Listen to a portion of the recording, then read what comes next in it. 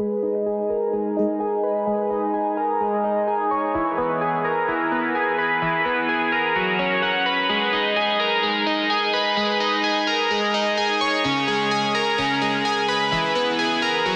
kids are down. Wife's asleep. So in 4 hours, you drank 15 Busch Lights. Yeah. Wow. Yeah. So at 8 o'clock, that's when you checked out and your wife had to deal with you. Night time. Night time. Yeah. Crack a beer. Pour a bourbon. It's After Dark. On ESPN Louisville Plus. Subscribe and smash that freaking like button. Now here's Justin Soforo. Soforo. How do you Soforo. say Soforo? No, it's fur. It's fur, not four. That's why it's fur, man. Soforo. There you go. I mean, it's the same thing. Soforo. I don't know. Soforo? Soforo, my bad. No, Soforo. Here's Justin Soforo.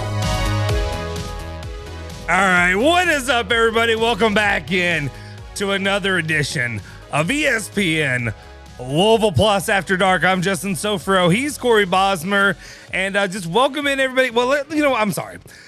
I got to reset the tone a little bit. I think I'm just used to a little bit too much of the, I get out there and I just do my thing and I open it up like normal, but I feel like I should be setting this a little bit more of a somber tone. Just given the news of everything that's been happening here lately.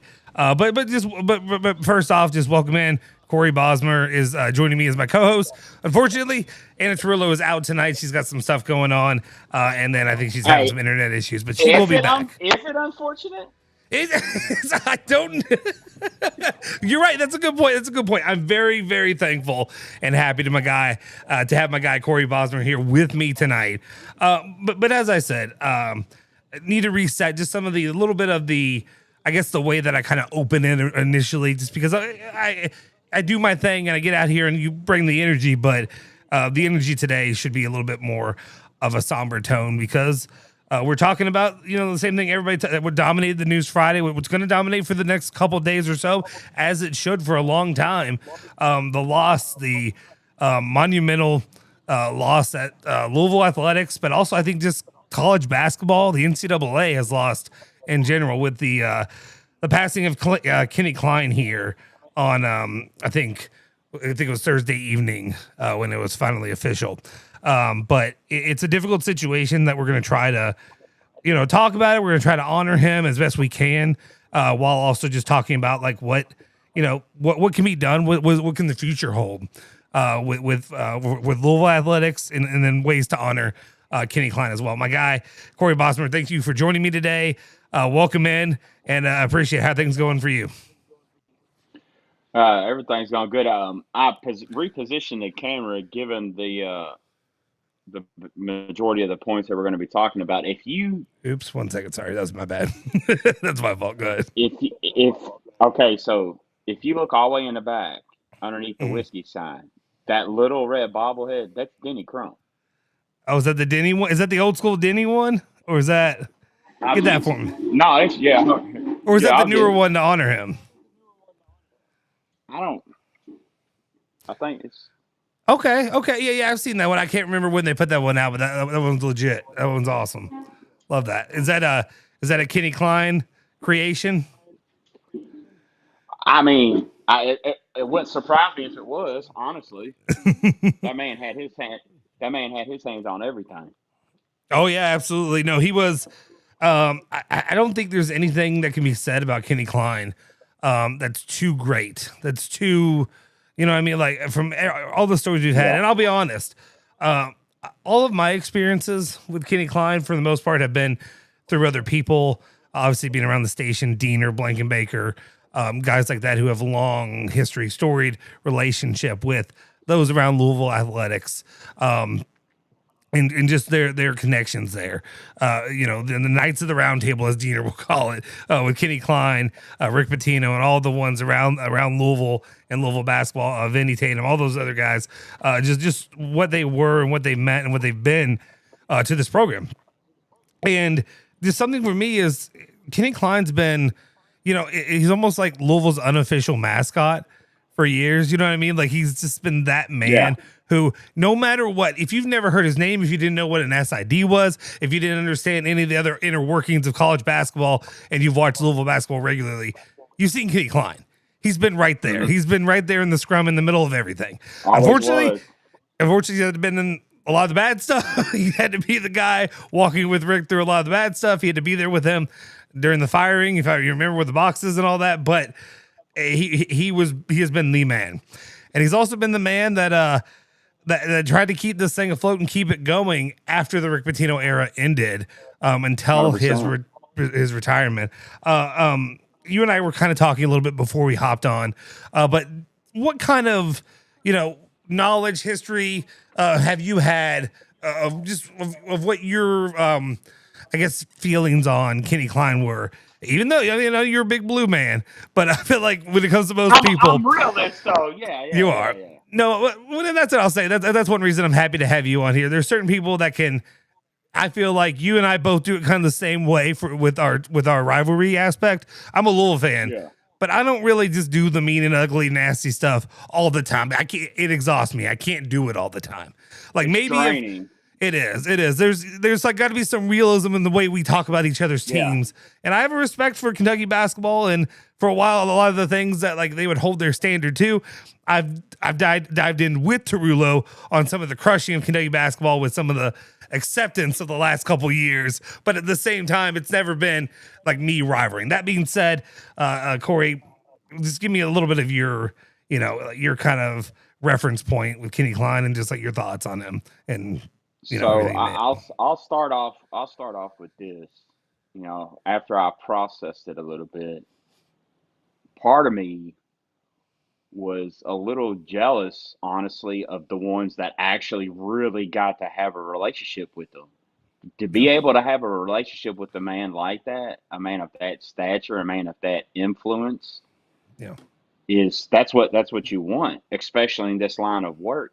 I'm not gonna lie, I'm being serious. Part of me was, when I say jealous, not like jealous, but like, oh dang, I wish I could have had a relationship with him.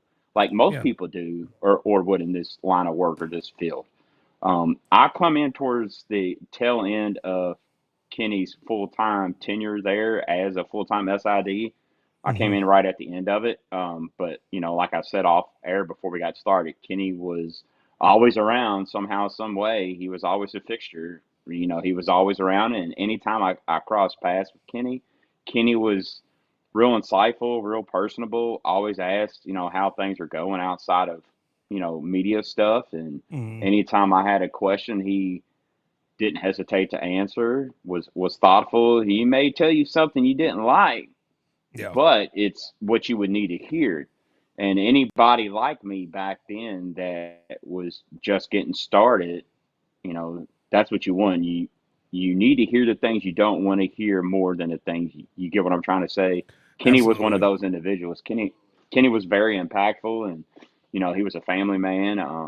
And his works, the way he handled himself as a professional, showcased his family, aptitudes. How he was as a family man. He treated his colleagues and his players and every single media person like they were a part of his family, and that's rare in a professional setting and field.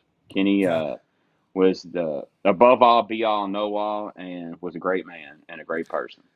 It was, I knew that he was respected. I knew how, even to a certain level, how highly respected he was, but it was awe-inspiring, like to get on Twitter and to see the when biggest it was a national names, level, it was insane. Yeah, the biggest names in sports, like at any level, talking about Kenny Klein. And I understand he had a long, there's lots of guys who have long tenured histories, but just talking about him being, and also just realizing that the NCAA, with everything with Louisville, all the issues, all the problems, all the whatever, they all still trusted in Kenny Klein and his staff to be the ones that run numbers throughout the NCAA tournament. They were the keepers of that throughout the NCAA tournament for how many years as well.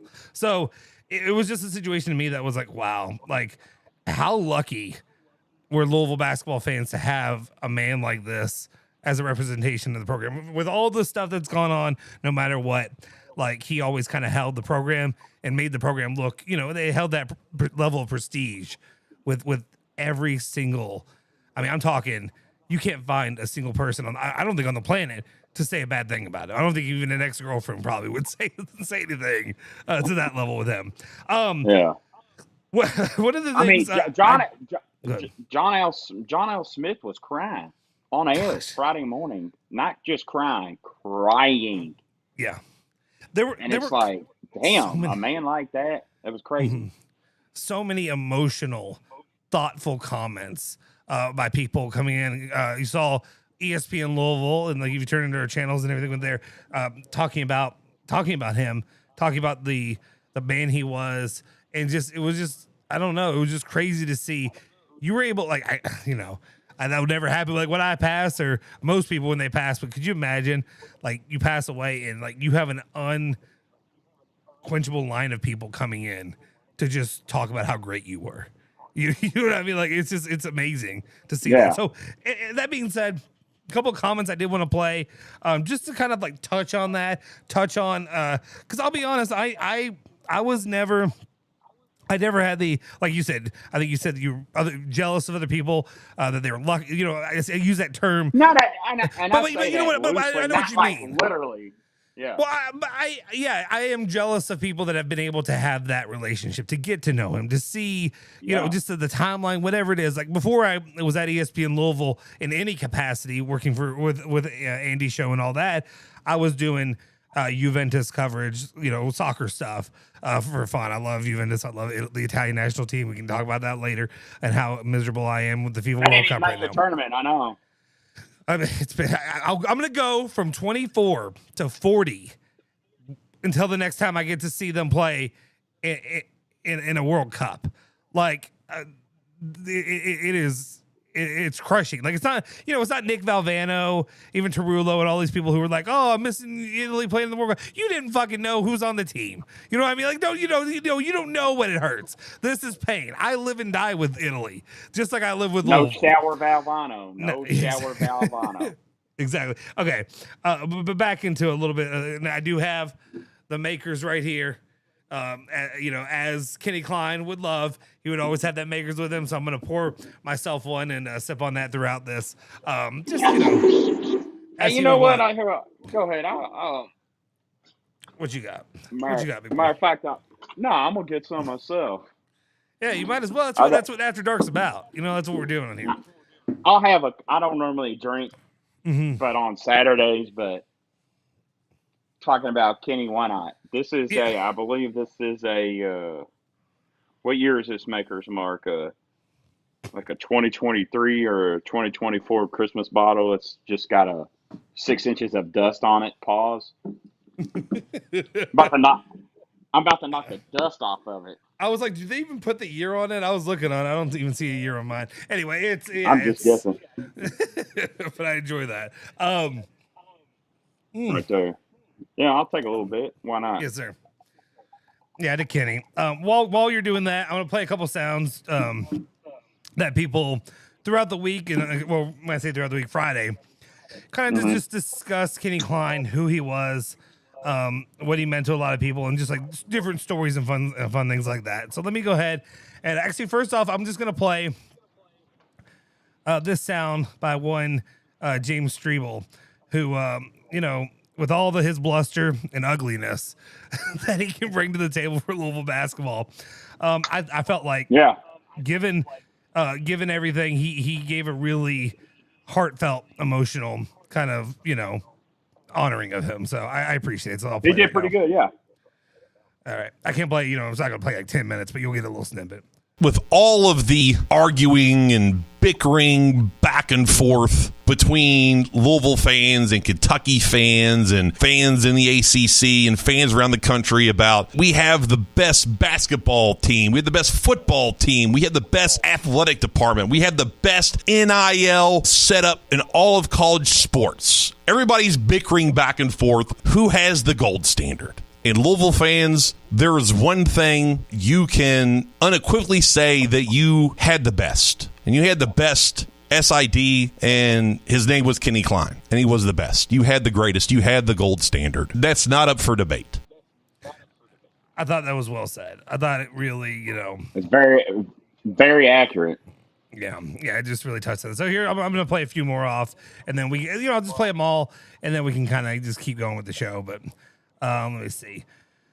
I had the emails open up. You were talking about our back and forth, and we were asking for pictures of, Maben pitchers, Angel McCautry, Junior Bridgman, Purvis Ellison, and some Luke Hancock shots. Of course, Luke. So I was like, oh, perfect. These are great. And then, so I'm thinking that the email thread's over. He sends me more. It's like, oh, I stumbled on some more that I found that if you guys wanted to try and use too. Yes. So like for the mural. So it's like, I was like, hey, this correspondence is over. You sent me enough. These look great. And he ended up sending me like 20 more photos. So just like drop it. He didn't have to. He didn't have to send it. Like I said, hey, what you sent me was great. We're pleased with this. We can go to print with it. And that kind of shows, just the kind of work ethic that he had there for sure.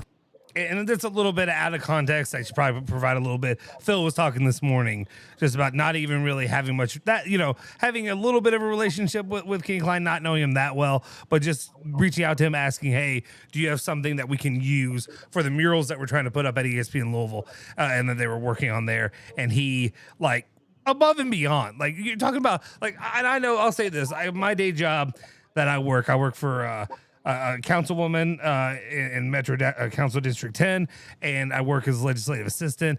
And like the amount of emails that I just receive alone, taking time to respond to each email to help out, to try to, get things done. You got public work stuff, you got all kinds of stuff people asking for, just in that little slice. And can you imagine the amount of like requests that a guy like Kenny Klein gets on the daily from Louisville Basketball, and to take the amount of time that he does and care to do stuff like that. It just when you work in this business or in any way like that, it means a lot to people. It really does, to show that kind of respect. Also, and I'm not just trying to like blow, smoke or whatever up people's tuchuses, if you will. But Phil Baker kind of reminds me of that kind of guy. If you've ever dealt with Phil Baker and the work that he puts in and how he helps people out. So I do want to give my guy Phil a shout out there as well. Pikes Point. However he says it with a real high pitch. Heights Point. Heights Point Mafia over here. Drew Dieter had a great story about Kenny Klein and receiving a vehicle from one Rick Pitino.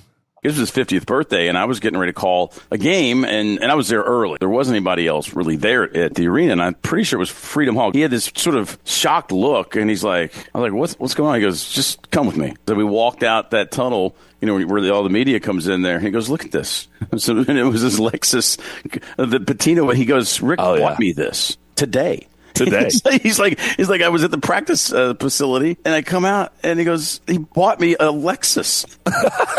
He was just in shock.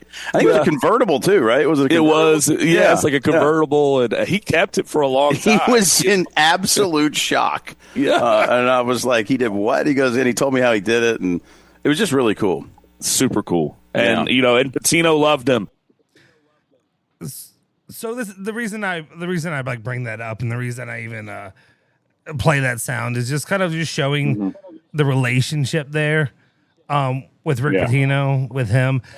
The reason I do kind of want to go a little on a tangent there, and it hurt. Like I don't, I understand we're in a touchy time frame, so I don't want to like be too descriptive or too, into the details of everything that happened. But it seems it's pretty known at this point. It was it's something. It was a shock event. At Jeff Ruby's and eating and, basically choking on something. And then, when you get incapacitated that way, it's something that like, I think I have a kid who he's massive, but he just like massive is like, he's big and strong. He's not whatever, but like he'll eat so fast. And then a couple of times he'll have little, like he gets something caught in there. And like, this makes me totally rethink everything, when you're out, when you're eating or doing something, of just being like, how at risk, I know it's a freak accident. I know it's a freak issue that happened, but it's just like your everyday activity that you have to do. It's like, you know what I mean? Like, and I guess the reason I bring that up is like Rick Pitino loved Kenny Klein. Like that might be one of his best friends if it's not his best friend. You know what I mean? My thing with Rick in this is I wonder how much longer he coaches. You think that? I think no matter what, I think it's going to affect it. You think so? It's definitely going to. Oh, dude. I mean, that was basically his best friend, his right hand. He was able to coach for a bit without him, and then he brought him back last year. Or was it the year before? It was 2 years. Year before. Year before. 2 years, and I mean, and he had just, there was a story of, I don't know if it was at Jeffrey was that time or where it was, but they were out at dinner, and the guy, he had just said, Kenny's coming back next year too. And like, there was a joke that Blankenbaker was saying that, like, supposedly the rumor was Rick Pitino was already planning for his current SID to get sick another year. Yeah. And need for him to come out there. But like, no, that's his man. Like, we made the joke all the time about, Issel's little man and stuff like that at the station and thing with their show, Louis and Issel. But like he was, and I don't mean that in a bad way. I guess technically I'm kind of, my council member's little man. I'm that person, you're that go-to person that's going to get everything done. But like he takes it to another level. He, because you kind of had to, like, to do those kind of jobs and those kind of duties, you kind of have to have that relationship with the person you're working on, working for. You have to know, you have to understand, you have to learn, you have to develop their beats and all that. So you kind of have to become someone like a best friend to somebody, so that way they can rely on you that heavy. You bring that up. I've always said, think about it. I haven't heard anybody say that. Like, I'm not saying that it will, but like, that's something you really have to consider, not just because of the closeness of their personable friendship. They were basically brothers damn near. I mean, anybody that knew them knew that. Like, you got to factor everything that they had been through together too, not just the good, the bad too, and they made it through all that. Like, I understand and I agree with it to a point. I think, but for so long, from so much time, I've kind of viewed Rick Pitino as a, okay, that's not a good. I was about to use an analogy I don't need to use right now, but I was about to say Joe Pa. I did not. I was like, no, I don't mean that way. I don't mean that kind of program. Well, there's stuff happening, but I just meant like if he is not on that court, he is going to die. Like he will live forever if he can keep coaching, but the vampire will not keep being the vampire if he's not able to go suck some blood every once in a while. And that his blood sucking is basketball. It's college basketball. He thrives on it. That being said, there's a couple of things that just kind of ran through my head, and I apologize. I want to make sure anybody who's watching this, shout out to the 240, 50 whatever people that are watching it. I just, when I say this, I don't want to misconstrue it. I don't want to take it as like, oh, he's going a really dark place. But like, we talked about Rick Pitino and all the issues and like, will he ever come back to Louisville? He always said, I'm never coming back to Louisville again. Like, I'm never coming to this city. But like, and there were rumors out there that, that they were there. And I don't know if this is specifically what he was here for. I know there was something maybe at Hurstbourne or whatever that was going on, but there was a rumor that there was some like golf tournament, like a member guest or celebrity guest thing or something. Yeah. Which makes sense. And I think at the same time that there were some talks or discussions about like, hey, organizing a game between St. John's and Louisville was in the works there, kind of thing.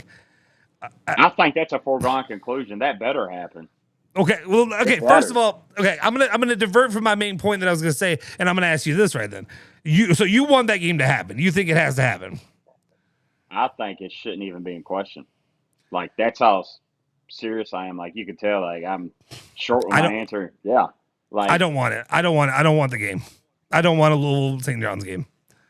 Why not? I don't. I don't want. To me, people. Here's my thing. People would want it more than people wouldn't.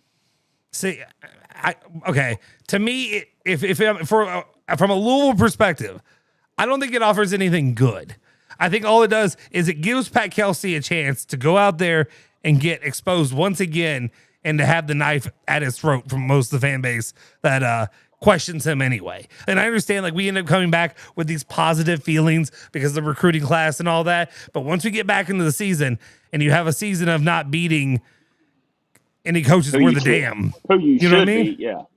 So I just think nothing about this game can do anything good for Pat Kelsey and Louisville. Maybe I don't want that. Maybe, you know what? Maybe I do want the game because I don't want, you know, I want to have a level of expectations, and I don't want to protect my coach. Let's say, but of course, mm-hmm. Let's say Louisville comes out and they say we're going to honor Kenny, hang a banner in his memory, and Louisville and St. John's are going to play basketball to help honor it. Uh-huh. You mean to tell me Rick wouldn't come back for that? Okay. And I do feel, I think in my heart of hearts in the bottom there, I feel like that's what's going to make this actually happen now. Because now it's like you can't not have the Kenny Klein Classic.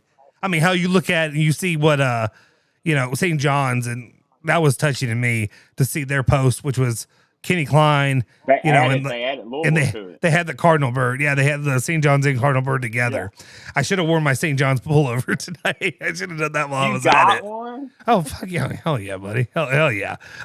Trust me, we'll see how this season goes. I may be full on St. John's man by the end of the year. We'll see. But no, I'm kidding. I'm kidding. More than Creighton? Oh, more than Creighton Harley? I think I don't know. He and I are pretty close. No, there's no way, because Creighton, do you ever listen to the mixtape? Did you hear the mixtape and the sound from this week? I don't listen to the mixtapes usually. I just listen to the shows. Oh, the mixtape's what do you great. Say? Well, there was sound of the Pat Kelsey press conference, and Creighton was discussing things behind the scene. A hot mic was on, and he was commentating. Yeah. It's in there. I don't think Creighton's too high on the Pat Kelsey train. He's more of that money should be going. Obvious. That money should be going to Jeff Brom. That money should be going to Danny Mack and all those kind of guys. That being said, here's the issue. I think it would be great to honor him. I don't think Pat Kelsey, if he's thinking right in this program, I don't think Louisville can really get much out of it except for honoring Kenny Klein. That's all you're going to get. Rick Pitino's going to get his chance to come for blood and gonna spank that booty a little bit. And guess what? If any coach deserves to come for the blood of Louisville, it's their former coach with the shit he's been put through. You think he wouldn't be motivated? Like, he would already be motivated to beat Louisville. You think he ain't going to be motivated now more than ever on the night of honoring Kenny Klein, his best friend? Come on now. You better watch out. Of course, we haven't seen we've seen Rick Pitino motivated against people who have wronged him or hurt him in the past, and see what happens with Kentucky. Well for him. No, so maybe it would be one of those things where he obsesses so much over it that who knows? That's where we live with it. Shout out my guy Walt Nicholas, one of our members, and I apologize, my guy. I saw just a little bit before we started that you had DM'd me. I'll get back to you. I promise you this evening. He said, we won our third title in 2013. I don't care if NCAA wants to delegitimize itself by pretending we didn't whoop that ass in 2013. The way I see it. I don't know if you call it an ass whooping, but you definitely won the game. It wasn't an ass whooping. It was a single-digit victory. It was a fantastic. Yeah, it was a fantastic game, though. It was definitely a victory. Solid victory. Yeah. You won a national championship. Everybody knows that, even Stevie Wonder, but it wasn't an ass whooping. Let's come on now. Let's not put it up there too much. It wasn't an ass whooping. It was a victory. That's fair. I'm not gonna nitpick when it comes to that. You did win it. I'm not gonna be one. I'm not one of these guys that says you didn't. Yeah, that's bullshit. You won it fair and square. Everybody saw it. But it was one of those situations where that season, like, again, if you want to try to claim Louisville basketball, if the NCAA wants to claim, that title doesn't count or whatever, I want all that money back in my bank account that I spent to go to every single one of those games, and all the traveling and all the other shit that I did. I want all that money back if you're going to tell me that didn't count. Yeah. That being said, and then shout out, thank you, Walt Nicholas, as well as our other members on the channel. They do a lot to help us sponsor, to continue to be able to do and bring you things like this. I know it's been a little while since we've had a few offish weeks with After Dark. I've had a lot going on my end, Trillo on her end, and then it's just been a lot. So I appreciate my guy Corey for stepping in here and helping us do this. Come on. Come on. But I appreciate it. Anyway, That's Nicky the Boot's cousin Jimmy. Come on. that's so okay. Hey, you watch some South Park at all?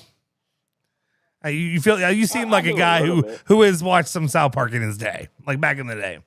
Have you heard I'm 41. Yes, I've seen it. Yeah. Have you heard intern Mark? Have you heard his voice? I know the character name, but I can't picture the voice.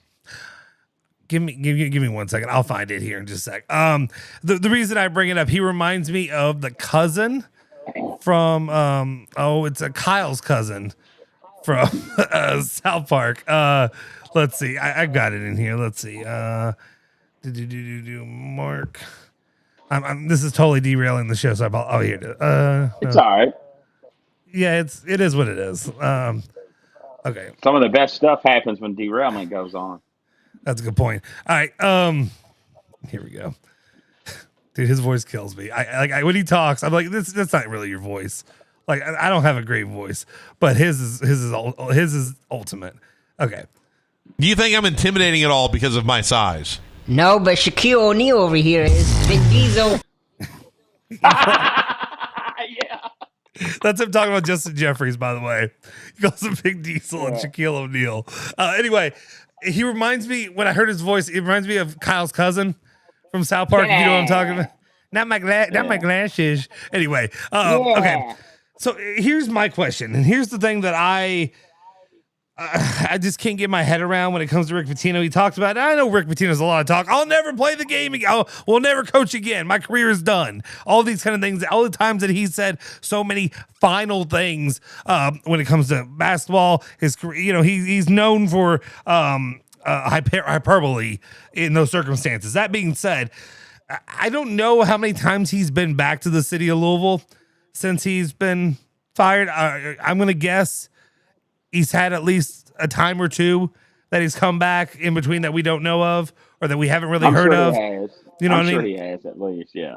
I believe he has. And by the way, guys, if you haven't already, do me a solid favor, smash the like button, hit the subscribe button, hit that bell icon to stay notified for all of our latest videos on the YouTube channel. If you're watching it, Facebook, Twitter, whatever, jump on over to the YouTube channel and tune in there as well and give us don't forget to smash these. Smash these, yes. But I guess my thing is this: if this is the next or latest time that he's returned to the city of Louisville since, or announced since his firing. And the reason I'm saying it's going to go to a dark place, but it's just like you get fired from this city. You have so many, I'm sure he's had a lot of sleepless nights since he was fired. You know what I mean? Just like everything that I would imagine I would feel the same way. But then the next time like you officially come back and you're here and like one of your best friends like chokes and passes away at Jeff Ruby's. Yeah. It's like, to me, the way if I'm Rick Pitino, like, I don't know if I'm going to guess he's somewhat of a superstitious man. Seems most of those kind of, coaches are in a way. But like, talk about all the negative feelings, all the dark places, your mind, you have to kind of go to of like, wow. Like, you know what I mean? Like, I never want to go back to that city. I would almost never want to go back to Louisville again. If you're talking about last time I was here, I was getting kicked out the door, and now I'm here, and one of my best friend in the world, literally eating at dinner, chokes and is basically incapacitated and has to be taken off of life support. Excuse me, sorry. It's crazy. Like Drew said, speaking of that, like he was just eating shrimp. Yeah, that was it. He was eating like something like shrimp in the back room at Ruby's. That's all he was doing. Nothing out the ordinary. And then it's like you said, you're going by, like, I'm gonna say you're going by a book, but you're doing things the right way, taking care of yourself. Mm-hmm. And it's like, well, what are we doing here? Stuff like that makes people question certain things in life. Yeah. Mike gives us Kyle Schwartz. That's his name. Thank you. Thank you. I appreciate that. Thank you for bringing back the humor a little bit and in a moment of, kind of dark reflection.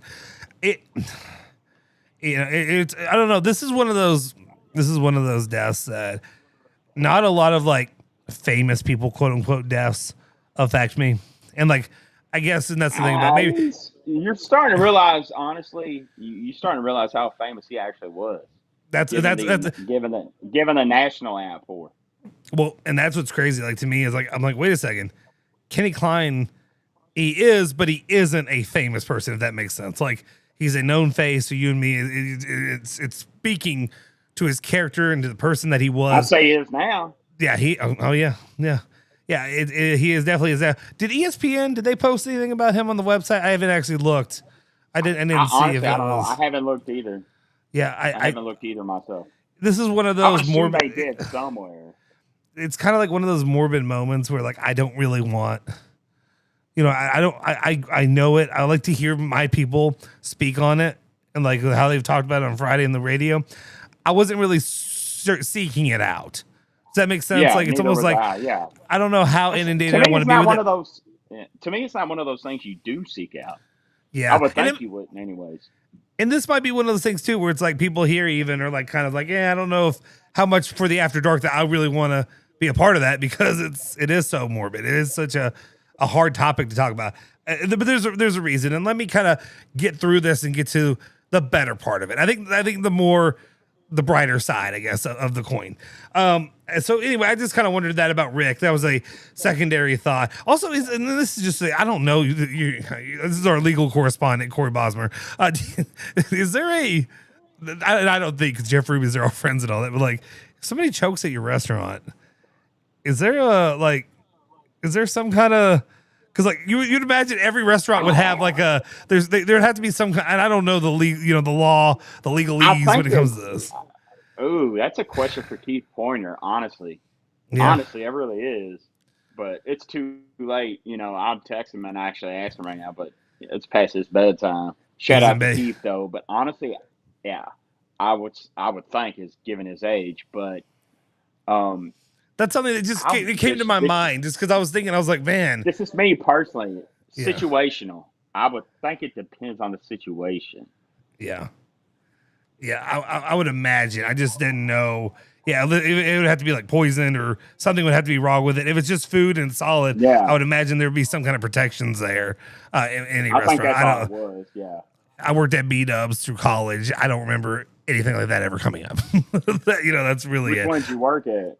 Middletown, over there. Hell yeah, I love B-Dubs. I used to go to the one on Dixie Highway all the time when they were still around.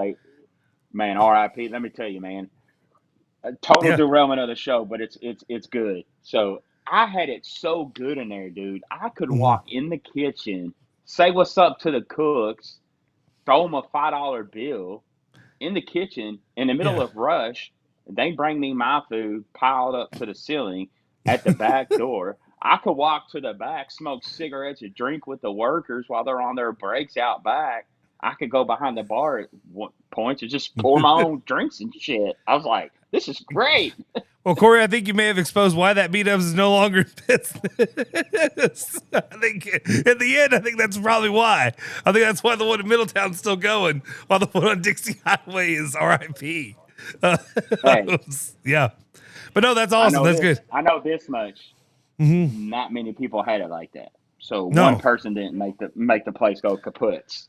But I was in there 4 days a week spending money. That place was like a fucking club. Thursday, Friday, and Saturday, everybody was there.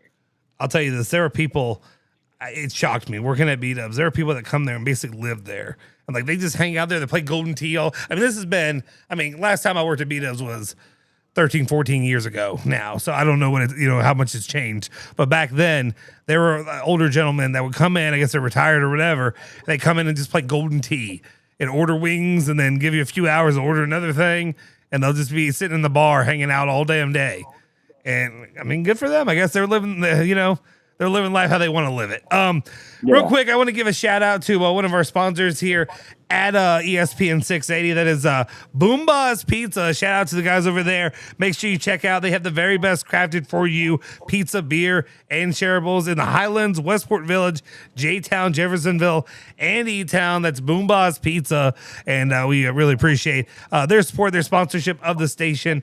Of course, the round table, and we have plenty of. Maybe we can try to see if we can get another live video kind of situation set up at Boomba's Pizza, like we've done in the past as well. I know Big Rig, Double J, and the guys we're talking about that. And we're also talking about, if you haven't already checked out, when we do the show on Wednesday night after Dark Live, Weird Wednesdays, James Strebel, Anna Tarillo, and myself, we dive deep into some of the conspiracy theories and all that weirdness, if you will. I've been sending Strebel, I think in the last 3 or 4 days, like 4 to maybe 6 or 7 like TikToks.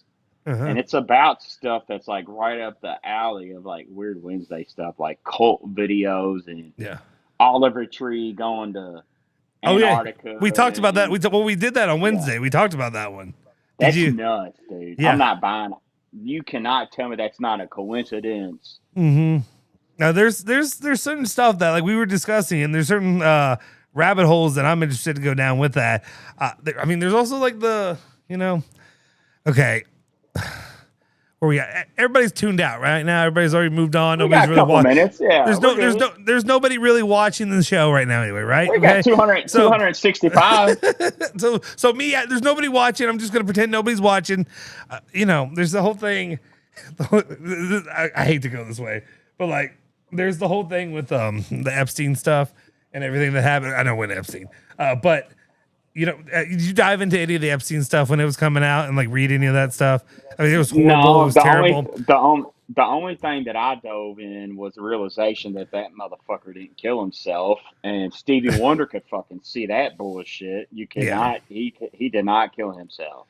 So them saying he killed himself is equivalent to believing Bill Clinton didn't get a blowjob from Monica Lewinsky.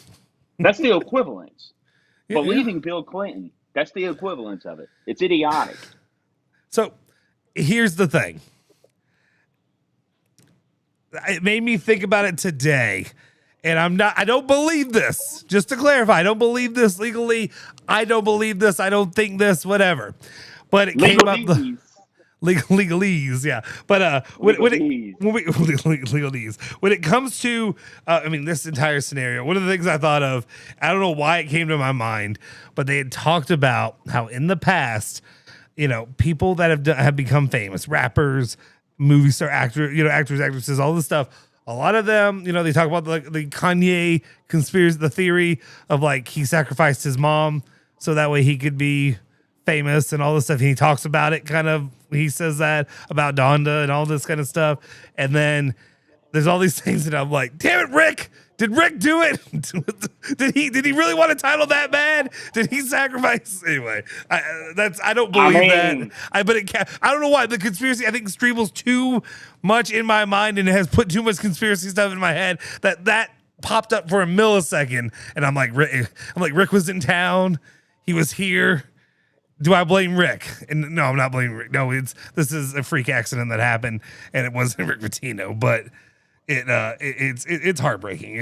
And I know Rick is like more than us because Rick had a real relationship with him, and Rick is probably having as hard of a time as anybody outside of his wife and his family. I'll tell you a good way to pay respects to Kenny. Mm-hmm. Aside from treating people how they should be treated, is bumping the shit out of Jimmy Buffett. Mm-hmm. Motherfucker, I was at the gym Friday blaring Jimmy Buffett Essentials on iTunes as loud as I could in my headphones. I'm walking around. I'm walking around doing dumbbell work, singing Cheeseburger in Paradise. Oh, Buffett had some bangers. At the gym. Oh yeah. That's in Paradise. I don't even know how you work out I don't know how you get hyped to that one, but it's good music. I enjoy it. I usually like it on Friday, the beach. It was Kenny, and I realized how much Kenny liked Jimmy Buffett. So I was like, fucking play it. Mm-hmm. I think this calls for, while we're at it right now, I think this calls for a reading of, and I had to go to Matt Jones to try to find this, KSR, by the way. But I think this calls for, we're talking about Kenny Klein. I think nobody encapsulated the idea or the term, and I'm being serious when I say this, but of what a Louisville man is. And being a Louisville man, there will be no larger, bigger, more important, more invested, harder working Louisville man than Kenny Klein. But just because it's funny, I want to read Mark Blankenbaker's old thing that he tried to wipe from the universe. But your friends over at KSR still have a quote of all of what he wrote on their website, even though the Crunch Zone has removed it. But I think honestly, a lot of this stuff really does, as cheesy as it may sound, but I think it does reflect how Kenny Klein operated. Though he said, it's a source of, what does it mean to be a Louisville man? These are just excerpts of it. So maybe it's not the full thing, but it's a source of pride. A Louisville man does the right thing. He's honest. He does what he needs to do. He loves his family. He takes pride in his work. He attempts to make himself better every day. A Louisville man has integrity. He displays his ethics. He is honorable. A Louisville man is not perfect, but he strives to be. A Louisville man does not turn his back on other Louisville men in hardship, but there are certainly times when someone can lose the honor of distinction. But until that time, we remain together. Who better than to lead Louisville now than Rick Pitino, a man who knows precisely how to rise from the ashes, burned either by his own hand or by the hand of others. A Louisville man. End of reading. So cute. That is cute. I don't think I ever read it originally. I do enjoy that, like, that stepping off point where it says burned by others or himself. I mean, Blake called it. Blake was right on when it comes to Rick Pitino, that Rick Pitino would be burned by hand of others or himself there in the end. Hey, a little bit of both. Speaking of burn, I'm gonna go at our boy Nick Valvano. I can't believe it. Man, he better take showers all next week. I know I was texting Andy about it last week. He ended up talking about it on the show. It's going to be swamp-ass o'clock Monday through Saturday. And I'm like, hey, buddy, Nick. Oh, no. Little Dio for the BO. No, dude, I mean, today was horrible. Like, even just today. Like, I was out there mowing my yard, and everything was soaked. It was like I just jumped in the pool by the time I count. So if it's gonna be worse throughout the week, no. I ain't trying to. That's why I'm glad that I'm not like. He said he got powder for his nuts off Amazon during Prime Day, which I don't know if I would tell everybody that you got powder for your nuts, but whatever. Mm-hmm. Yeah. This is Bosemer. You don't know Corey? Corey's been around. He's got Bosemer Media. Who is that? He's saying, I don't know who the guy is, but he's spot on. If you want to honor KK, treat people right. Oh, yeah. I mean, and that's how you should, and you should treat people right anyways, but definitely because Kenny Klein always did. I'm not saying that he may have said some stuff about people that maybe shouldn't, but it was deserved if he did. I can honestly say I've never heard anybody say Kenny said anything bad about anybody ever. I mean, that's just who Kenny was. He was a good guy. No, speaking of people who misstepped. He's a good fella. He's one of us. Mm-hmm. When you look back at your life, what's going on with Kenny Payne, this is what you would want to happen with you, where nobody has a bad word to say, or everybody can agree that person was special. The problem is Strebel was right in the middle of giving his Kenny Klein eulogy, and he messed up and said Kenny Payne, and I had to cut it immediately. It made me so happy. Also, this story that brings up and that makes me remember this story about the reason that Louisville basketball no longer has, obviously until this point, why he retired from Louisville basketball, and the reason he left. He was going to retire before Kenny Payne got hired, and then, well, here's the story. When Kenny Payne came, that was the year that Kenny allegedly retired. And Kenny asked him to stay and guide him and help him and so forth. So Kenny stayed another year. Now, he didn't the second year, and I'll tell you why, because after begging Kenny to stay and help him, Kenny never listened to him. He never listened to a word he said. I'm shocked, Russ. I'm shocked, I tell you. Yeah. I know. Yeah, Kenny Payne knew better than Kenny Klein. Yeah, I mean, that's kind of the story. Right. He knew better than everybody. Wow, I didn't know that. I hate Kenny Payne. Like, I have no problems, no qualms saying that. I will hate Kenny Payne until the day that he is 6 feet under, or until I'm 6 feet under, whichever one comes first. There is no redemption for Kenny Payne. Like, to me, there is absolutely no redemption for what he did at the University of Louisville. The people that forced us on the basketball program, there's some people out there that still believe that they have not paid for their atrocities to what this program has become. There's a possibility right now.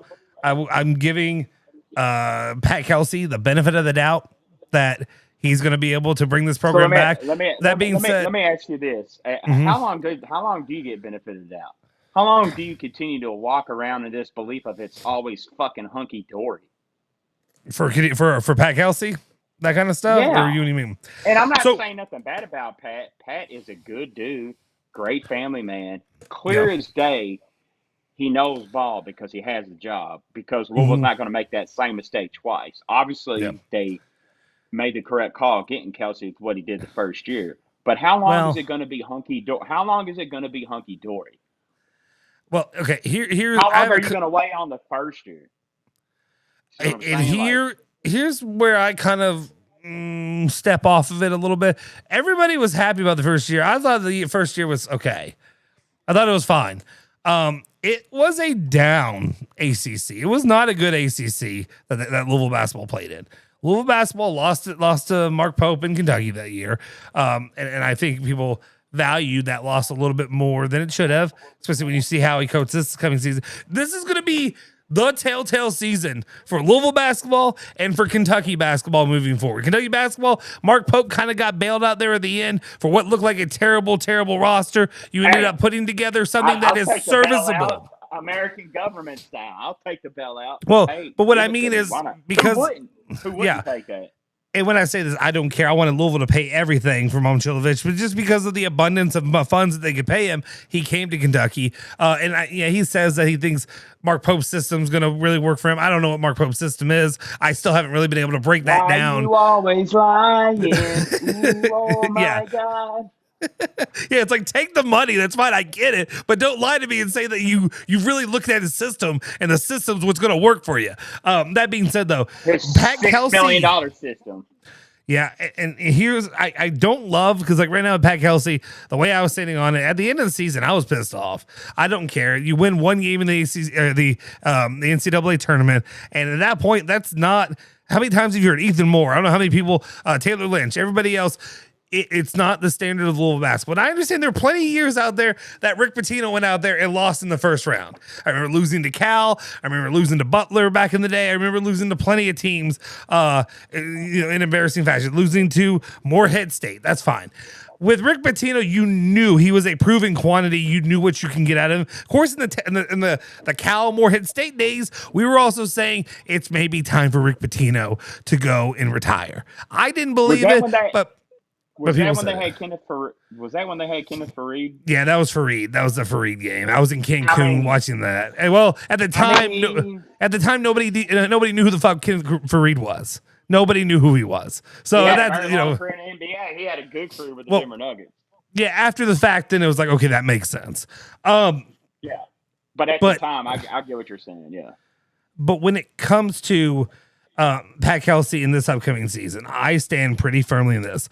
I understand and I know that the people that are in power currently, and actually, let me touch on this while we're talking, so I can work it in with the Kenny. Let me ask you this: Why is Pat Kelsey get a pass more than Jeff Brom as far as criticism goes?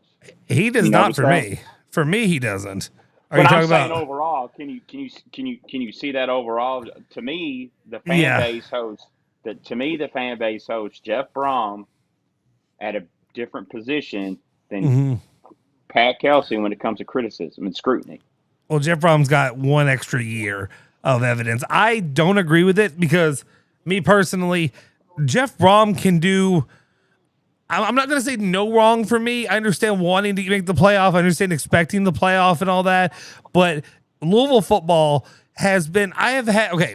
We have experienced a continual degradation.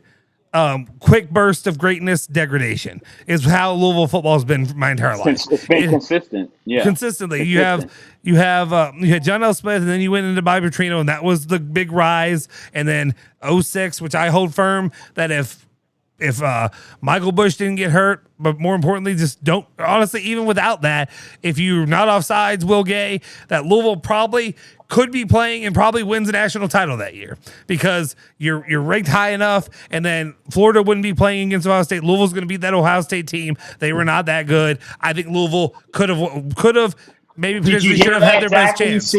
Zachy C, did you hear that Ohio State? Take your bum ass Buckeyes and get out of my face. Michigan. But that being said, so flag in the closet. That's why I said that. Oh, okay. Well, continually though, throughout my time as a Louisville football fan, I've experienced from that day forward. You had the Crackthorpe era, and you had the misery of that. You bring Charlie Strong back, and while Charlie Strong was good, I never got the high that I got off of the Bobby Petrino era. It may have been youth. I did this. Hey, listen. We know why he's not. Why he. Okay. Yes, we know. Yeah. Okay. All right. You know. Okay. All right. Yeah. Well, yes, I know. Yes, I. Well, actually, I can't say it on here. I have an interesting history with that situation. Personally, not personally as in like people like relational, but like business wise. Say that. Gotcha. Anyway, so it's interesting to me. But anyway, that being said, Charlie Strong goes to Texas, all that, whatever happens, all that. And then you deal with what we thought was going to be good, but the Bobby 2.0 and just the way that it fell out, because I don't need to tell the history back and forth. Then you get stuck with Satterfield, yada. I just think the floor is so low in football that Jeff Brom can kind of do no wrong for me. Like, I get angry and I will yell and cuss and I will tweet it out and be pissy about losing to Stanford and losing to whatever. And people can get mad at me on Twitter or whatever, and that's fine because I do expect more. But at the same time, in my heart, I'm forgiving after the game, like after the fact. I'm not going to hold it forever. Pat Kelsey, I'm holding on to this. Like, I'm holding on to this anger. The anger. I'm talking about the anger. Huh? Why not? You know how many games they've lost? How many games they've tricked? How many games they've choked away in football that they shouldn't have? I absolutely, yeah. Here's my thing, and I'm almost talking about it like I'm a legit fan. I'm a supporter. Everybody knows me knows I'm a supporter because Louisville looks out for me. I look out for you. That's how it works. That's how it should work. Yeah. Like at the same sense, when is Jeff also going to be held to the same standard to a scrutiny, the reverse side of it? How many games have they tricked away that they shouldn't have? To me, I think you got a few more years before you even get there. To be honest, because to me, it's CFP or bust. With what they've invested, what they've retained, to me, it's CFP or bust, or at least ACC title, title or bust. These are conversations I'm gonna go a little bit. I'm gonna dip it in for this, but I'm not gonna go full in because I think this is one that I need to bring you back on from. Pause. I need to bring you back in for more football conversation because what I thought I was gonna have to do if it weren't for the Kenny Klein thing is I thought we're gonna be talking about Will Stein, his recruiting right now, and I hate talking recruiting. Like I can talk basketball recruiting because it's a very focused group. Football recruiting is hard for me. Like it's like here's all this deluge of players that Will Stein's getting. I've never seen him coach a game as a head coach at the University of Kentucky. I have no idea how I'm supposed to comment on that right now. Like I need more data in front of me. Speaking of Kentucky, how about Strebel constantly always going at Vince Morrow on Twitter, man? Well, there's a history there. There's a lot of history. Also, sorry, my man, I missed it. Shout out my guy, the ghost with the most 420. It's an elite picture. Says great show as always. Shout out to my future ex-wife Anna. Always enjoy your show, Justin. Salud, my friend. I appreciate you. You know what? Yeah, te salud. And I just spilled that all over. Yeah. Can you do this? Hold on. I forget. I feel like this is something I did when I was in like. I don't know how to do it. That looks so bad when I did it. It looked pretty bad. I don't know where that's going with that, but yes. Yeah. Anyway, shout out. Thank you for the super chat. Always my guy. And it'll be back next week. She'll be back Wednesday too. You want to turn in Wednesday? I think we're doing Wednesday. I think Strebel's on vacation, so I better confirm with Strebel that we're doing Wednesday. But I think I could see him drinking on the beach and probably being down to do it. Anyway, sorry, I've been getting a little bit sidetracked. Let me get back on the topic real quick that I do want to kind of dive into for a second longer. We were talking about expectations with this program, with football. I'll have more, more expectations as well. But I think also, here's the issue for me. Outside of Jeff Brom, if you're Louisville football right now, and the backup plan was Will Stein, right? Like if you have to move on, if there's another coach out there, there is no clear answer. We've had Jeff Brom, I wouldn't say in the back of our pocket because he turned Louisville down the first time, but you had that feeling that coach was going to come to Louisville this next time. You kind of knew when Scott Satterfield gets fired or thankfully he moved on to Cincinnati, that's where you're going to look to again. If not, I don't know where they go at this point. Like, even if you remember Charlie Strong, when Louisville fired Steve Cragthorpe, they can't afford to go anywhere though. Yeah, but there was a groundswell for Charlie Strong that we kind of like knew early on. That's the guy we want them to go get, even like at that level, even at going out and getting a defensive coordinator and making him a head coach. I don't know that that's out there right now, and I also don't know exactly who else you can get. You can't get anybody of Jeff Brom's prestige or his level to come in whenever he's gone at this point because the ACC, the money's not there. So that's, to me right now, is like, that's one reason again why Jeff Brom has the longest leash he could desire at this point with me. Yeah. And that's why there's a lot of excuses out there, and they are excuses. And if you want Louisville football to be great and to go win a national championship, you're going to look at me like a loser a little bit, but I also live in somewhat of a reality of what Louisville football is. I also live in a reality of what Louisville basketball has been and can be, and we know that national championships and Final Fours are in that. Yeah. Yeah, and it hasn't been. Same for Kentucky. Same for Kentucky. The craziest thing to me, and I've talked, in perpetuity about it, but like, it's crazy to me that Kentucky basketball fell as much as they did, because like Louisville basketball has, all the reasoning for why. Like, there's lots of reasons. There's lots of squirting to the ceiling and like all that kind of stuff's out there. Kentucky basketballs didn't make sense. It was just kind of like, it makes sense because of people being frustrated with Cal, and then all the people pulling money from Cal, and then trying to push him out and force him out, and then now you got stuck with Mark Pope because you thought you were going to go get, Danny Hurley or somebody like that, Scott Drew or whoever. But it's almost wild to me that Kentucky basketball is like, their fans or really, Kelly Craft and people like that have kind of put them in this situation. I hate to say this, but it's very disinteresting, if that's even a word. Yeah, you get what I'm saying? Like it's this bores it's gotten me, to the point. Yeah, it's gotten to the point where you almost don't get excited for the games. It's almost like you have to be reintroduced to it to a degree. Yeah, and you shouldn't have to say that with it being Kentucky basketball. But now you're just sitting here like, man. Yeah. Well, that's what I'm worried about. I'm worried long term.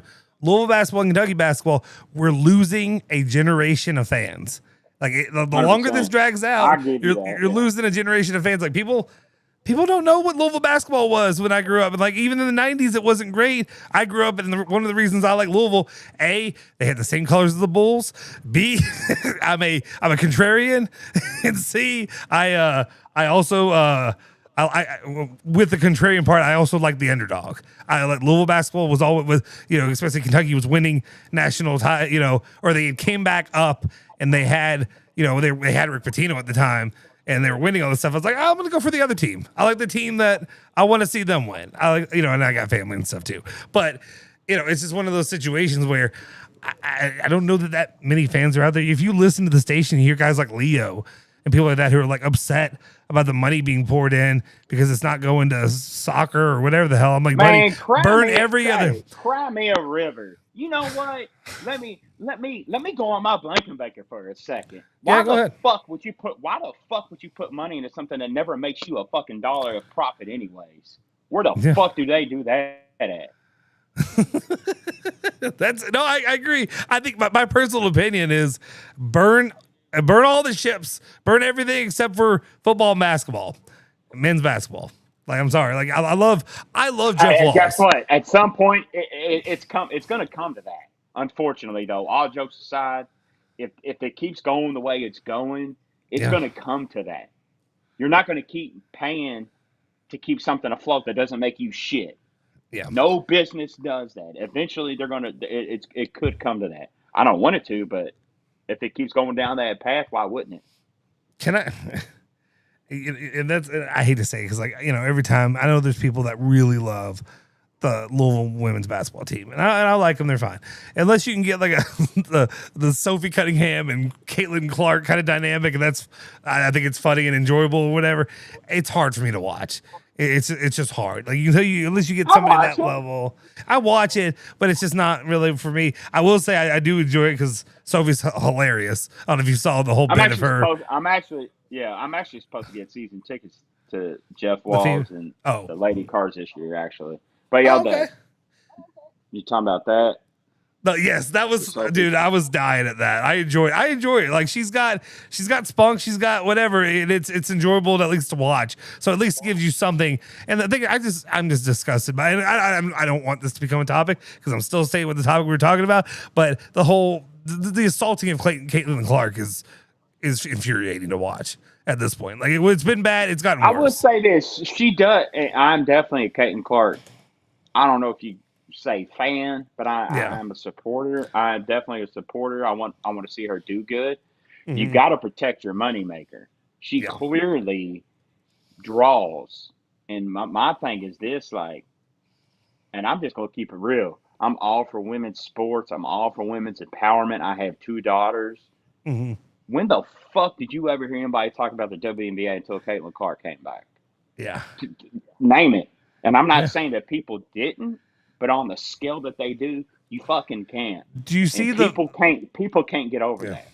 Do you see the stands when the Indiana Fever are playing? Whoever they play, they're full. It looks like a men's basketball game. Like they're actually packed. Like I don't know. I give her a lot of credit. At first, I'm always kind of a contrarian. She does have to toughen up though a little bit. She does got to kind of start trying to fight back her own battles because you're a grown ass woman. Take up for yourself. She's done well. See, that's the thing. She's always been I'm above it, but she's just taking hits, and it's at some point, throw a punch. I get it. You're the good guy. You're the face. Those are the heels. I get that. I don't do wrestling, but I know what that is. So at that point, it's like you're being too goody two shoes. Some point, throw a punch back.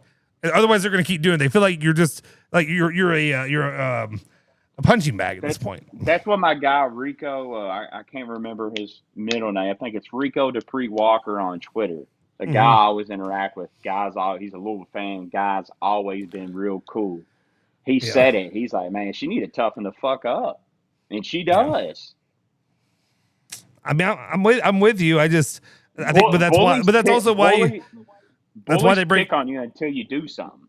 Yeah, but that's also kind of why they brought in Sophie and players like that because they're your job is basically you're the enforcer. You're the one who's going to whatever. I think it had to do a little bit of her looks too, given the market too. Hey, she's not. I don't see looks. I couldn't tell you. I couldn't tell you. I don't see it. I don't know. I can't. I don't see looks. I don't see color. I don't know. I don't know what that is. Anyway, Walt Nicholas says, I stopped listening to anything Pat Forty had to say because how he berated anyone who questioned the Kenny Payne hire. Bozich, Hold too, on, but Pat he had the Ford. decency. Pat Ford. Hey, hold on. Pat Ford was KP Mafia. I don't remember Pat Forty doing that. I'll be remind me, like, can you find that? Because I don't remember it. I know there was an early time where everybody. That's news to me if he was. I felt like every journalist or every whatever had to be on board of the if you go against the hire of Kenny Payne, you're the asshole, is what it was.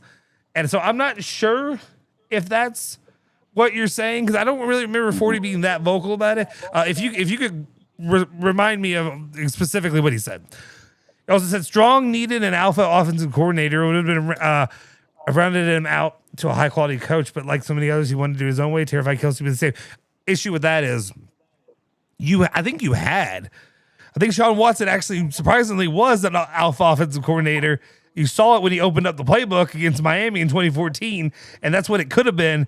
Problem is I mean, he wanted to rest his defense. And I'll be honest, I've never seen a defense since that day that hyped me up as much when they were on the field to watch than watching your offense. Like I would watch Charlie Strong defense. I would just watch highlights of their defense all day. Like Marcus Smith and all those players out there. I would, yeah. So, but I get what you're saying, but I think Sean Watson secretly, because he took so much shrapnel. Sean Watson took so much hate because we're like, what the hell are these plays? It's what Charlie wanted. And it didn't matter who you got underneath him unless they were just going to completely go against what he says. And then he's going to what, fire him? He's going to take his playbook. I don't know. That was my personal opinion though.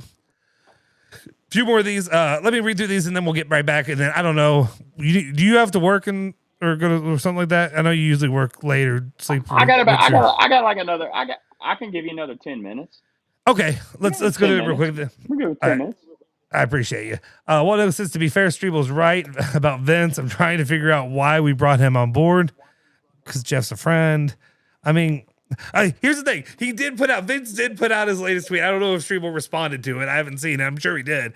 But he did say about like y'all playing chess, I'm playing, or no, well, he should have said that. Y'all playing chess, I'm playing checkers. But I think he said y'all are playing checkers, I'm playing chess. We'll see something in the end. And I'm like, okay, we'll see. But right now, I will say this, and I don't want to. Today's not going to be a Will Stein recruiting show, not yet. But he is. I mean, it's impressive to see what they're doing so far. He's killing it. Anybody that says he isn't currently is full of shit. Yeah, I don't know enough to say how it's going to work out or what those players are or whatever. No, neither do I. Nobody does, but he's doing it. They're highly rated players with interest from schools, like Bama. Louisville's listed on a lot of them, and they're winning those recruiting battles. I've heard there's some interest there in Jahide. Go ahead. I was going to say that. You seen Jake Narrott. I think he threw him a pass at some like rivals camp. I'm ooh. Well, Monday, I'm gonna go up there and be like, "What's going on, big dog? What's going, buddy? You can't be leaving our school here. You can't be leaving the school. Centurion's got to stay here anyway." Charlie brought that Florida mentality to Louisville. He expected us to operate like a top level program. Leadership is everything. I think Charlie's problem was off. Charlie's issues wasn't that he couldn't be a leader. Wasn't anything about him not being a coach. His issues that led to the demise of the program under him was his inability to behave off the field, and I'll leave it alone. Yeah. I'm not saying nothing else. Everybody knows. Like at this point, it's like if you don't know, you know. Everybody knows. Everybody knows. You can't. You're under a rock. Yeah, you're under a rock. Yeah, you got to keep little Charlie tamed. Okay, so real quick. Sorry, I got off top. Okay, you were talking. I guess really the main topic that we were ending it with is about when are the expectations for Louisville basketball, or you're talking about basketball and football and the expectations there. My thing with Pat Kelsey is this: Sweet 16 minimum. Jeff Brom's got as much as he wants to be here. If it's not a Sweet 16, the season has to be considered a failure. Has to. Too much talent. Yeah, I agree with you. At some point, listen, and I'm saying this from the Kentucky fan perspective. Yeah. Just like how we view certain shit with Kentucky, how it's a failure with given the talent, If you do not make minimum Sweet 16 at Louisville, it is a fucking failure. You can have success, but overall, am I wrong? You're not wrong, but here's the issue. I'm operating, and a lot of the issues that I've had with the people here, and there was a little bit of issue with me and the Church family, and they came at me and my wife a little bit, and were DMing my wife, and this is back in the day. They DM my wife to try to basically tell me to be quiet and whatever, and she's like, "Quiet these nuts." Yeah, well, my wife's like, "What am I gonna do? Go hold Justin's phone hostage and not let him tweet?" She's like, that's not how my household works. That's not how this works. Justin's thing separate from her. She doesn't deal with it. Anyway, but I still have love and respect and appreciation for what Tom Jurich did. I think Tom Jurich was the greatest AD Louisville basketball has had. You're a fool if you don't. He was amazing. And I would take him back in a heartbeat. Like I like what Josh Hurt is doing. I have concerns, but I think he comes from that lineage. I would like to see him put it a little bit more on the table moving forward, though. And I think the expectations, especially when I was doing these After Dark lives from the beach when Pat Kelsey got hired. So let me go down this rabbit hole real quick. I talked a little bit about it with Phil in the last video we did, but with Pat Kelsey, the problem is I think the people that are in place currently, they don't have the balls to make a move, and they're not going to put the pressure on him enough that he's going to get at least 5 years. I feel like total, like at least 5 years. So he's got 3 years in. He's got 5. He's probably got 3 more, so at least before pressure is real. If that makes sense. I think the fans are going to make their decision after this year. I think after this season, if Louisville basketball doesn't make a Sweet 16, which again, my main frustration during this portal season issue was I really wish they would have gotten like Momcilovic, or they would have gotten John Blackwell who went to Duke and guys like that, because then you kind of had that final piece that says Louisville is a top 10 team, is a national title contender. Now go take that national contending team and go do what you can with them and prove to me what you can coach out of those guys. Now he's got a really good team, but it's a team that's like a top 15-ish team right now. Maybe I've seen some people say they rate it lower, 15 to 20. And they're hating and they don't know their head from their ass if they say lower than their 15. I'd say at worst top 15. Could be 15 being worse. But yeah, it could be. But at this point, you're right though. It is Sweet 16 or bust for the fan base. I think most of the fan base will tighten the screws a little bit. They would consider this season a failure if they don't make at least a Sweet 16. Yeah. So, and that's where I sit with it. If Charlie wasn't banging it. Oh, no. My bad. I didn't mean to put that on there. My bad. Take that off. I just clicked it because that was my guy. Buddy. If you see, here's the thing. I trusted you. I trusted the ghost with the most 420. If I can't trust the ghost with the most 420. He goes, I agree with this UK guy talking about me. In my opinion, the floor for U of L basketball should always be Sweet 16, just like UK's floor should be the Elite 8. Absolutely. I agree with you on that. It should be. I think perennially, I think that is the Louisville and Kentucky way of operating. The fans, Kentucky fans expect Elite 8 and above. Louisville fans, it's at, that tier lower than UK, which is like Sweet 16 and above. So just my issue there though is PK, there is no real pressure on him. I mean, there's pressure, but I don't think there's really that kind of pressure from the program for him. And until that happens, until some of that fire starts burning. Mm-hmm. Because they can't afford nobody else. Yeah, that's fair. It's affording, but it's also I'm not faulting Kelsey for that. Hey, use that to your advantage, dog. That's business. But yeah. I mean, if you could afford somebody else, people in high up places would be talking differently. But they can't. So they got to bite the bullet on whatever they say out in the public. Well, I think it's also this. is it's not even just the money part. It's the fact that you can't money whip people to come to your school. So Kentucky basketball, the standard for college basketball at this point, or until this point, had to hire Mark Pope. And that's without scandal. That's without prostitutes. Better than Billy G. I mean, and I understand, but like that's without prostitutes. That's without, a leaked. You know what a good comparison to stay in the Gold House. Good comparison. Billy G. Is the exact same as Scott Satterfield. The only difference is there's liquor. Kind of, yeah. Where's the difference? Yeah.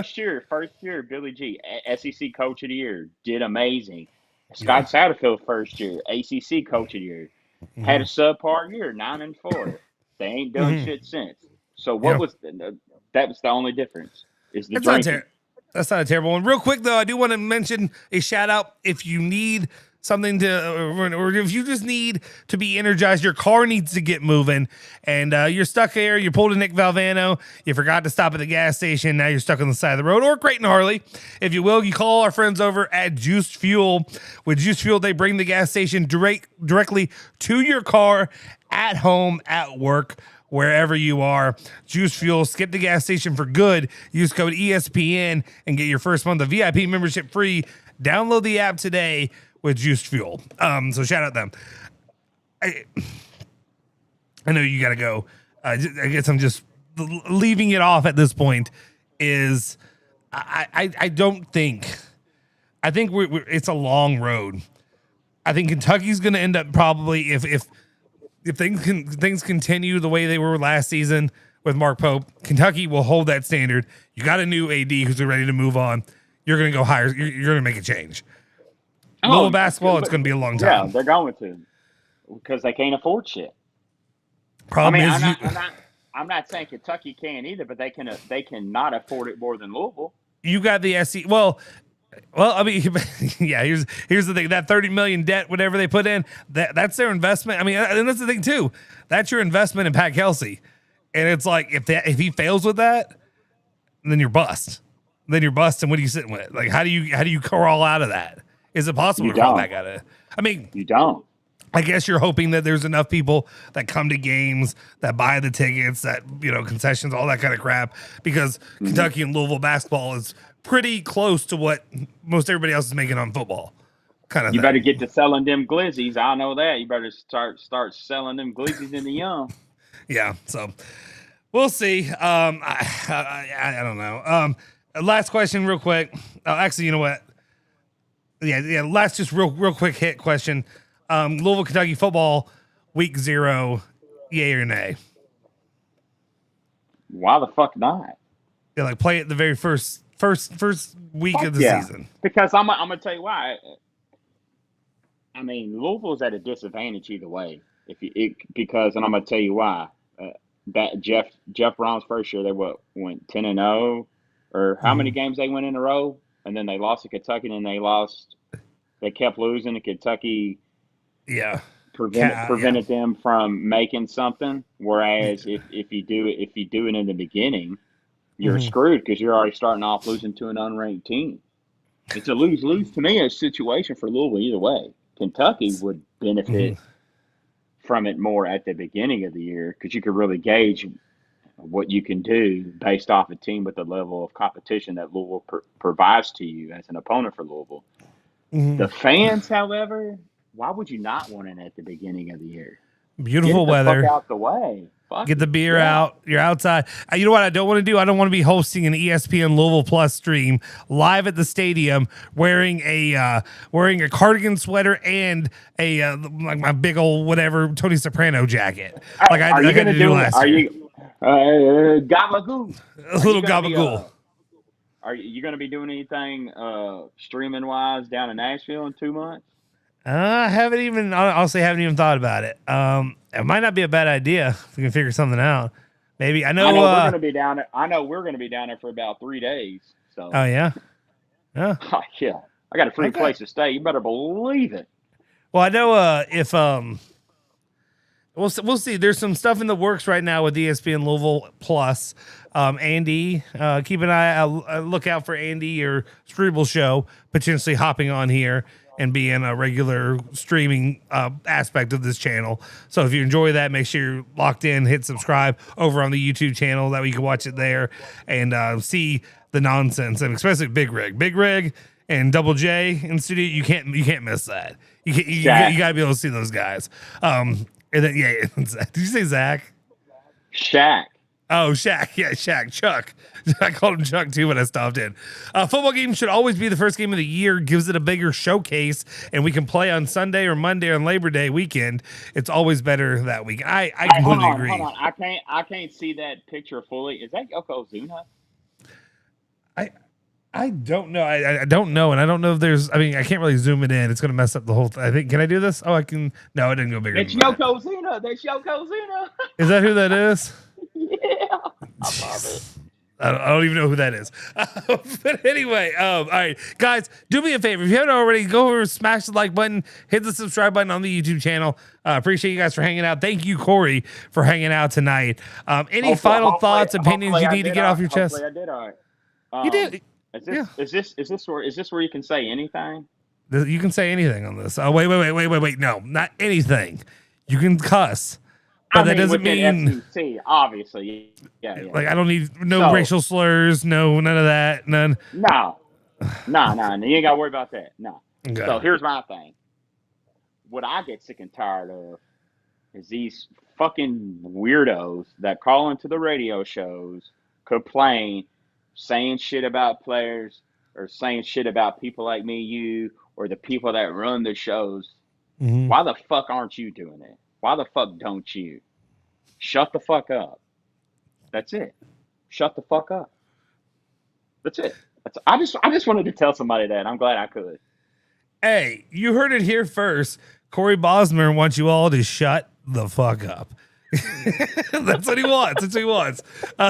Shout out. I don't think there's a better place to end it than right there. I think we'll just leave it with that. Guys, hope you all have a good rest of your weekend. Enjoy the work week back tomorrow. The Sunday scaries now after this. But go home, enjoy your wife, kids, whatever you got. And you know what? You can shut the fuck up. Wait, dang it. I forgot the video or the sound. There we go. See you all.